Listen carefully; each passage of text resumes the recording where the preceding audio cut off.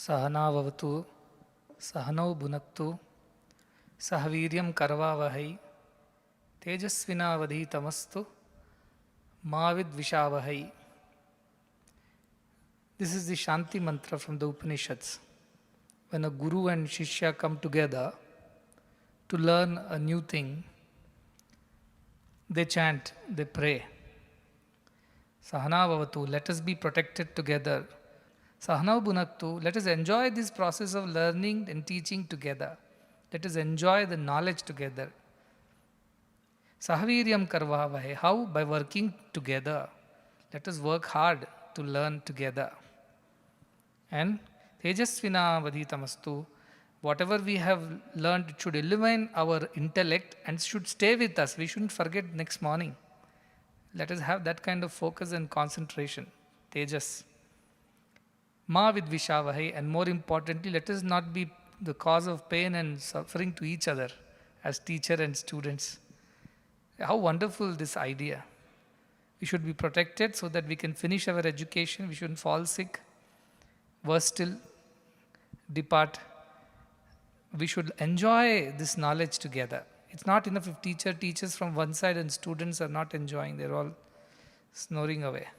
Not enough. Or students are eager to learn, but teacher teaches, doesn't want to teach. He wanted to be a cinema actor but ended up in a classroom. He doesn't like teaching. It doesn't work. And all that they learn, they should work hard together and learn. Teacher works hard is not enough. If the students alone work hard, it's not enough. Both have to work hard. Enjoy that working hard. And whatever they learn should stay with them. It means they should have assimilated, digested the knowledge, and not just kept it in their, what you call in computer RAM, random access memory. Just stays till tonight and next morning it all disappears. It should become a part of us. That is the kind of education we talk about in our Indian education system. And one teacher like this was Shri Krishna. And one student like that was Arjuna. And Bhagavad Gita is the teaching and learning that has happened between the greatest of all teachers, Gita Acharya, Shri Krishna, and the best of all disciples, the most deserving one, who is Arjuna, who is keen on learning. And that is why Bhagavad Gita is one of the best teaching methodology, questions and answers. But Arjuna was keen to learn, Krishna was keen to teach, and that's why Bhagavad Gita happened. And I'm so glad that the first chapter of Bhagavad Gita has come to its conclusion today. What started on Gita Jayanti, and with a purpose that every child of our institution should be acquainted with the most important text of our Dharma, Sanatana Dharma, which is Bhagavad Gita. Sarvopanishado gavo dogdha gopala nandanaha partho vatsa sudhir bhokta dugdham gita amritam mahat. That is the dhyana shloka of Gita. If all the Upanishads are considered to be cows, it's a metaphor, it's an analogy. Upanishads are the highest philosophy of our scriptures. If all the Upanishads are considered as cows, and the milkman, the cowherd, is our Krishna himself, then who is the reason for which this cow should yield the milk of knowledge? The calf is Arjuna, Partha. And Sudhir Bhokta, he's of good buddhi, not of lazy nature, not indolent, not careless, but very keen to learn, of good buddhi. And Dugdam, and the knowledge, the milk, is Gita. Amrutam Mahat, the highest of the Amrita, is the nectar of immortality. What a beautiful analogy. And today, thanks to that calf Arjuna, so many of us are able to enjoy that immortal nectar of Bhagavad Gita's knowledge. So we must be grateful to Arjuna for having asked the questions, and of course most grateful to Lord Shri Krishna for having answered it so very patiently. So first chapter of Bhagavad Gita has been finished. It's called Arjuna Vishada Yoga. Arjuna's sorrow, which is a yoga. That's a very strange name to give to somebody's sorrow. Because his sorrow led him to the realization of the truth. That's why it became yoga. Yuja means to join, to merge, to attach, to yoke. And his sorrow took him to God. Sometimes we have to be thanking God for sending troubles, problems, difficulties our way, so that we can remember God. Somebody asked me, why do I have so many sorrows? Because I said, you are not remembering God. If you remember God at all times, you will not have any problems. So any problem in life is an indication from God that you are not remembering Him enough. That's a signal. So start remembering God. Kabir Das says, Dukh mein sumiran sab kare, sukh mein kare na koy. Jo sukh mein sumiran kare, to dukh kahe hoy. If you remember God at all times, not just in bad times, why will you have bad times at all? You'll always have good times. So, but Arjuna's problem was that on the battlefield of Dharmakshetra, Kurukshetra, see how wonderful it is said. Kurukshetra is the location, the name. It is still there somewhere, I think, in UP, towards the Meerut side. I think northeast of Delhi, somewhere there, this Kurukshetra is there. And that's where the battle took place. And this Kurukshetra is being called as Dharmakshetra. A very, very important word, Dharmakshetra. Dharma is the core of the Bhagavad Gita's teaching. Dharma is that which is one's duty that one needs to perform in this world. That is Dharma, in a very basic understanding of Dharma. Otherwise, Dharayati iti Dharma, that which upholds, that which protects, that which is the basis of everything, that is Dharma. So as long as everybody does their Dharma, society goes on in a harmonious way. But when people deviate from their duties, that's when society falls into disarray and disharmony. So here is the battle about Dharma. It's not the battle between Kauravas and Pandavas per se. It's not about who wins, who loses. It's not about which cousin is powerful and which is less powerful. It's only about protecting Dharma, protecting what is right. And therefore the first chapter is very important. If everybody of us has to understand this essence of first chapter, it is about doing our duty. And Bhagavad Gita is the best teacher when it comes to help us make decisions in our lives. So this battle goes on within us between the mind and the heart. Should we do this or should we do that? To be or not to be? That's the question. It goes on. And every day, every moment is a battle. Kurukshetra is going on within us. Lower desire versus the higher desire battle. It goes on. Selfish versus selflessness battle. Shreya versus Preya battle, as we all know. And we have to make a decision. We have to make a choice. And many times, because of our attachments to things, we make wrong choices. And then we are miserable. So Bhagavad Gita is about making the right choices in life, the right decisions in life. And what is the basis of making these decisions? Dharma is the basis. What you are supposed to do, that is what you should do. A judge pronounces a verdict. Say it's a capital punishment. It is judge's dharma to do it.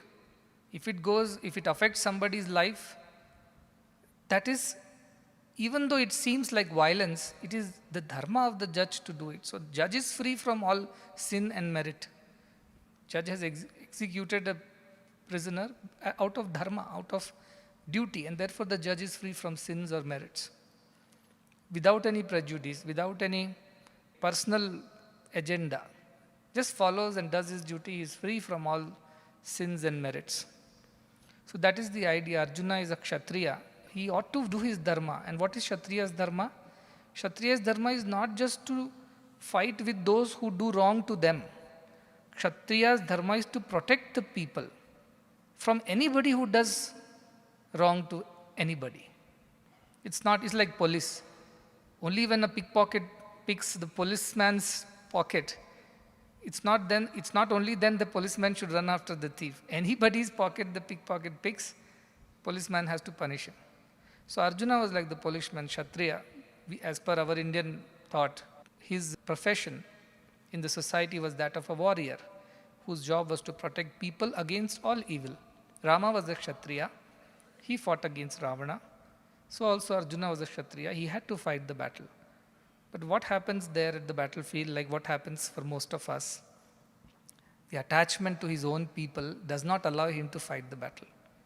What is the attachment? My grandfather, my uncles, my cousins, my grandnephews and my grandsons and my father-in-laws and so many of my other people are on the other side of the battlefield. They are going to fight me and I am going to fight them. And that's where the attachment comes. But dharma is beyond all the attachments, I and mine. It should do what is right. Even if the prisoner is one's own son, the judge has to still pronounce the verdict. He can't give some concession just because he's one's own son. That kind of clarity in life is the essence of Bhagavad Gita. I must do what I have got to do. So when Arjuna came to the battlefield, he came all prepared to fight the battle. And you heard all the Bhagavad Gita's first chapter. Our Dhritarashtra was shivering. I don't know what's going on there. Let me know. Dhritarashtra was blind, but Sanjaya had the special vision. He could, like a telepathy, or he could see or he could hear things that were going on in the battlefield from a distance. And he explains to Dhritarashtra, see, both the sides, all the people are ready, all the warriors are ready. And Duryodhana goes about talking to Dronacharya, talking to Bhishma, because he's scared. He knows in his heart of hearts that this is a battle of dharma, and dharma will win. He knows that. Dhritarashtra also knows that. But look at their attachment. They will rather get everybody killed, but will not leave the chair. Dhritarashtra's problem. He stole the chair from his brother Pandu and never gave it back. He was okay if all his 100 sons get killed in the battlefield, but he's not ready to give up his throne. Look at his attachment, moha. Because of it, the battle happened. He encouraged Duryodhana to grow up like this, with great hatred towards Pandavas, so that he can continue to, Dhritarashtra can continue to sit on the throne. Duryodhana never sat on the throne so far. It was his attachment. He did adharma. And that's why Dhritarashtra knew that he's going to lose this battle. And look at that foolish Duryodhana. Before the battle, it seems, when Krishna goes to advise Duryodhana, he says, I know what is right, but I can't do it. Janami dharmam nachabe pravritti. Don't ask me, I don't follow dharma. I know what is right, but I don't do right. I can't do right. I know what is wrong, adharmam nachabe nivritti, but I can't stop myself from doing wrong. So Krishna gives up then and there. If Krishna had advised Duryodhana and Duryodhana got transformed, battle wouldn't have happened. But that was not to be, because he was not a right Shishya. Even though Krishna was a good teacher, Duryodhana was a bad student. So he won't learn. So Krishna caught hold of Arjuna. And how did he teach? He took him to the middle of the battlefield. Arjuna says, place my chariot in such a way that I can see whom I am fighting on the other side. Who are these people who want to please that foolish Duryodhana, evil Duryodhana? And what does Krishna do? He takes him and puts him right in front of his favorite grandfather, Bhishmacharya.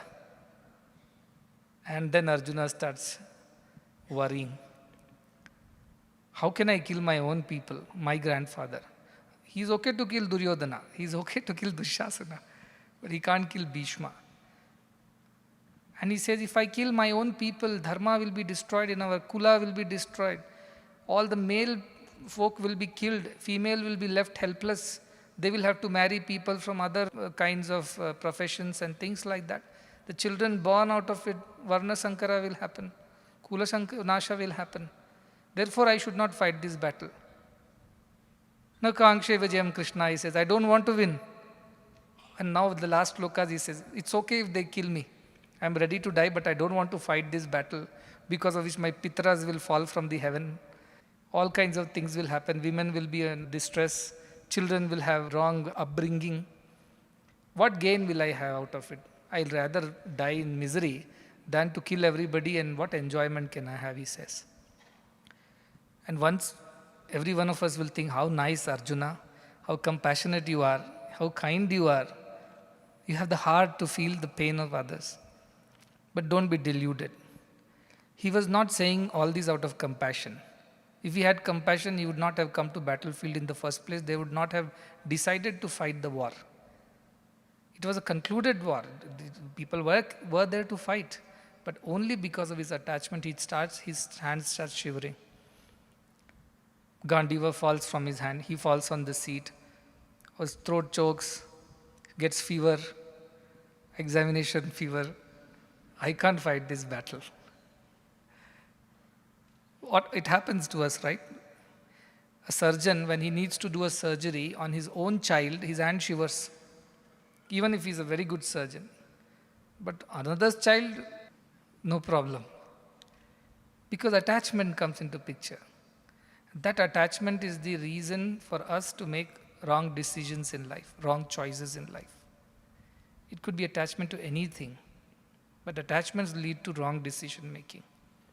Therefore, decision making is the lesson that we learn from Bhagavad Gita, which we have to make it every time. Shreyascha preyascha manushya metat tau samparitya vivinakti dhira. Katopanishad says, both come in front of everyone, Shreya and Preya, the good and the pleasant. And the right kind of choice is to choose the good over what is easy and pleasant. Shreyashta dhiro. Dhiro bhi abhivranite. The wise one picks the Shreya. And Preyo mando, foolish one, picks for what? Yoga kshemad vrunite. For his own sake, for his welfare, his selfishness, he picks the easy and the pleasant option. Lower desire, as he just now said, over the higher desire. So this decision is what Arjuna is unable to make out of attachment, and he gives all kinds of lame excuses, which at times sounds like a great philosophy, but then there is this teacher, Krishna, listening to all this ranting of Arjuna, like I do. Okay, go on. After you finish, I will start. So the teacher has to have the patience to hear him out. Others later Arjuna will say, you didn't even allow me to express myself. You straight away started teaching something. So he allowed Arjuna to purge himself of all his ideas and sorrow. And that's how Krishna starts teaching the Bhagavad Gita. The whole chapter, first chapter, he just keeps quiet and listens to Arjuna. That's the quality of a teacher. And in this Bhagavad Gita alone, Krishna becomes a teacher. We haven't heard him become a teacher before. Maybe later again in Uddhava Gita, he will be teacher again. But first time Krishna assumes the role of teacher. Though Krishna and Arjuna are very good friends. So far they were friends. But suddenly Krishna assumes the role of a teacher. And he does not open his mouth and start teaching as second chapter. Till Arjuna says, Shishyasteham, I am your Shishya. I surrender to you. I don't know what I am doing. Shadimam, instruct me. Tvam prapanna, I surrender to you. You become my guru and teach. Till then, Krishna does not even open his mouth. All I'm trying to say is that he doesn't start teaching Arjuna the truth. Till Arjuna himself says, I surrender to you, consider me as your disciple, as a student, as a pupil, and teach me, please. I say when the Shishya is ready, the disciple is ready, Guru appears. And that's how Krishna becomes the teacher at that moment. And then starts his teaching of Bhagavad Gita. Such a wonderful text. Such practical examples, such practical teachings. It was valid 5,000 years ago, it's valid today, it will be valid even 5,000 years from now. If you invest your time and energy in learning Bhagavad Gita, that investment will never go bad. All other knowledge, I don't know. Till yesterday, there was one way we were living. After pandemic, our lifestyle has changed. Look at the contextual teaching. When you are in the middle of the situation, that's when Krishna wants to teach. He could have taught all this to Arjuna before and saved time on the battlefield. See, Arjuna, don't get confused when you go there by seeing your own people. This is the truth. He didn't teach. He took him all the way to the battlefield in the middle of both the armies, in front of his favorite uncles, teachers, grandfather, and then created the confusion in his head and then started teaching Bhagavad Gita. So Arjuna definitely had a good heart. At least he felt that people will suffer. So that is why Arjuna is also a deserving disciple. I call him as a Purva Tapa. Before an action is undertaken, you must think of the consequences. That's called Purva Tapa. After the action is done and everything is over, that is Paschatapa. That is remorse or regret later. But somebody who can think ahead of action, he is a better person. So Arjuna was a better among the 5 Pandavas because he thought of the consequences of the action. But at the end, he surrenders to Krishna. Somewhere later it will come. Nashto moha smritir labdha. He said, my attachments are gone. And now I have regained my discrimination, my right decision making power. And he says, Karishye vachanam tava, I shall do as you teach me to do. So the whole Bhagavad Gita goes on, and finally at the end, Arjuna says, I have lost my delusion, this detachment. And I have surrendered myself to you. I am ready to follow whatever your teaching is. So this is a journey from the Arjuna who was attached, because of which he could not take the right decision. That is where a jiva stands today. All the way Bhagavad Gita takes him to the 18th chapter, final chapter. And there Arjuna says, I am ready to fight the battle now. I have understood why I should fight the battle. Not for my sake, not for taking a revenge, not for killing the cousins who have done wrong to us, but for the sake of dharma, I have to fight the battle. I have understood that point now. That is the essence of Bhagavad Gita. And in our lives, every day, every moment, some decision has to be made. And that decision becomes difficult when there is an attachment involved. But yet, not for the sake of myself, not for the sake of yourself or anybody else, but for the sake of that dharma, which is our bounden duty, which is why we are here. As a teacher, your dharma is to teach. You can't favor a student and punish another for no reason. As a doctor, your duty is to treat without attachments. As musicians, your duty is to sing without expectations of rewards and appreciation. So that is the idea. Bhagavad Gita is one of the most important texts. I can't say it in enough words. Now, Sarvopanishado Gavo. If you can't read all the Upanishad, read Bhagavad Gita. And how beautiful even the Dhyan. Upanishad Gavo. Upanishads are like cows. Cows eat all the grass. And they give us such nutritious milk. Like that our rishis have gone through all the penance and sadhana and ultimately attained the realization and given us the Upanishads. And that Upanishad is their effort, their tapas, their sadhana, and we are getting it so easy. So easy. So we should be appreciative of all the great rishis who have passed on this knowledge to us. Bhagavad Gita is Upanishad, it's Brahma Vidyayam. Shankaracharya says Upanishad is Brahma Vidya.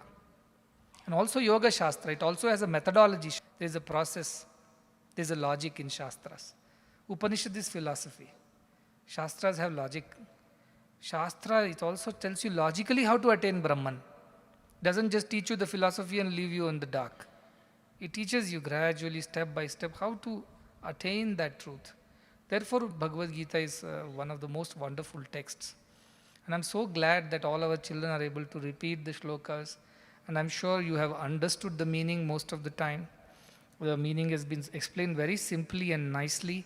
And Department of Music, Publications and Media who have prepared the slides and explained it, all credit goes to them for having taken the pain to do it on a daily basis.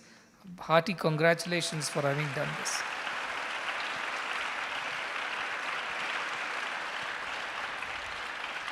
And second chapter is a very important chapter. It is the essence. Right in the beginning, Krishna teaches so much of philosophy. I was surprised. But Krishna sets the tone for the rest of Bhagavad Gita. The second chapter, which is coming now, starting with Krishna's Upadesha, it's very, very, very important chapter. Every shloka is pregnant with so much of meaning and philosophy. And if you need to go slow on it, but it is important chapter. And whatever doubts you have, questions you have, keep writing it down, send it to Srinivas, and he will consolidate it further and send it to me. And in any of these sessions, I will keep answering these questions. And this applies to the devotees from around the world also, not just those who are sitting here, those who are e-learning from elsewhere. They also can write e-questions and they will get e-answers for that. But let us learn Bhagavad Gita. I think that's the best thing we would have done in our lives, which we will enjoy and we would truly be appreciative at the very end, because that is what is going to save us. Amrita, it says, Gita Amritam Mahat. It gives us immortality. It removes the fear of death and gives us immortality. That is why Amritam it is. So let us try and learn with all sincerity and pray that no impediments, no obstructions come all through the year, and we can keep learning wherever we are. Very happy. Once again, my heartfelt blessings to all those who are involved in teaching this, and also those who are learning. This is one thing that is going to help you all through your lives, and you'll never regret that you have learned Bhagavad Gita. So all of you, learn it with all sincerity. Shraddhavan labhate jnanam. With sincerity you can attain the knowledge. That's what Bhagavad Gita says. So with that blessings, I conclude today's session.